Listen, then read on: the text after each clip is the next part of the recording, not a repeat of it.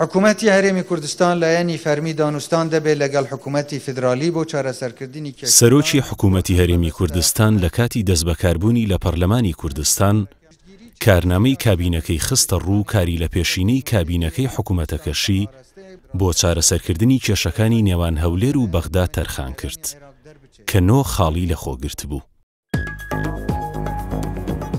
حکوومەتی هەرێمی کوردستان لایەنی فەرمی دانوستان دەبێت لەگەڵ حکوومەتی فیدراڵی بۆ چارەسەرکردنی کێشەکان. بۆ ئەم مەبەستە حکوومەتی هەرێم و پەرلەمانی کوردستان دەستەی دانوستان پێکدەهێنن. دەستور بنچینەی هەر دانوستانێکی هەولێر لەگەڵ بەغدا دەبێ و دۆسیەکانی پەیوەست بە مادەی 140 پێشمەرگە، بودجە و سامانە سروشتیەکان و قەرەبووی کەسوکاری ئەنفالکراوان و شەهیدان و زیندانیانی سیاسی و زیان لێکەوتوانی دەستی ڕژێمی بەعس و هەموو مافە دەستوریەکانی هاوڵاتیانی هەرێم لە نزیکترین کاتدا بابەتی گفتوگۆکان لەگەڵ حکوومەتی عێراقی فیدراڵ دەبێت.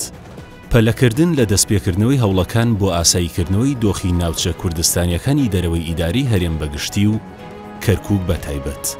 بۆ ئەمە بەستەش دەبێ هەرچی زووترە دۆخی سەربازی سەپێنرا و لەم ناوچانە کۆتایی پێبێنرێ و بگەڕێنەوە بۆ دۆخی بەر لە 10 ساڵی 2014 و ئەو ناوچانە لەلایەن پێک هاتە ڕەسەنەکانی ئەو دەڤەرانە بەڕێوە ببرێن و بەکردەوە دەست بە جێبەجێکردنی قۆناغەکانی مادەی 140 دەستور بکرێت.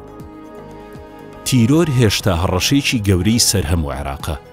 حکوومەتی هەرێمی کوردستان پابەندە بە بەردەوامی ڕوبەڕووبوونەوەی تیرۆرستان و ئامادەیی هاوکاری تەواوی لەگەڵ حکوومەتی فیدراڵ و هاوپەیمانی نێودەوڵەتی دژ بە تیرۆر هەیە بۆ ئەوەی ئەو هەڕەشەیە بنبڕ بکرێت.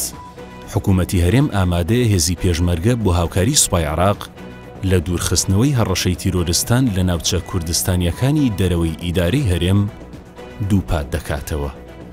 کار دەکەین لە پێناو دەستەبەرکردنی مافە دەستوریەکانی هێزی پێشمەرگەی کوردستان وەک بەشێک لە سیستمی بەرگری عێراقی فیدراڵ بە تایبەت لە بابەتەکانی موچە و دابینکردنی پێداویستی سەربازیان. هێزی پێشمەرگەی کوردستان بەشێک بێت لە سیستمی بەرگری عێراق. هەوڵ دەدەین هەرچی زووترە دۆسیی نەوت و گاز لەسەر بنەمای مادەی 111 و 112 دەستوری عێراقی فیدراڵ چارەسەر بکرێت و یاسای نەوت و گاز لەلایەن ئەنجومەنی نوێنەرانی عێراق دەربچێت. هەروەها هەوڵ دەدەین دەستەی گشتی چاودێری داهاتەکانی فیدراڵی وەک لە مادەی 106 دەستوردا هاتووە دابمەزرێت. جەخت لە ڕەچاوکردنی پشتی هەرێمی کوردستان لە دامەزراوە فیدراڵیەکانی عێراق بەگشتی و لە وەزارەتەکانی دەرەوە و بەرگری و نەوت بە تایبەتی دەکەینەوە. کار دەکەین بۆ چەسپاندنی هەرچی زیاتر بنەماکانی سیستمی فیدراڵی بە ڕێگەی دروستکردنی ئەنجومەنی ئیتیحادی و هەروەها جەخت لەسەر پرەنسیپەکانی تەوازن و تەوافق و شەراکەت لەگەڵ حکوومەتی ئیتیحادی دەکەینەوە. جەخت لەسەر دەرکردنی یاسای دادگای فیدراڵی عێراق دەکەینەوە بە جۆرێک یاساکە گەرەنتی سربەخۆیی دادگای فیدراڵی بکات.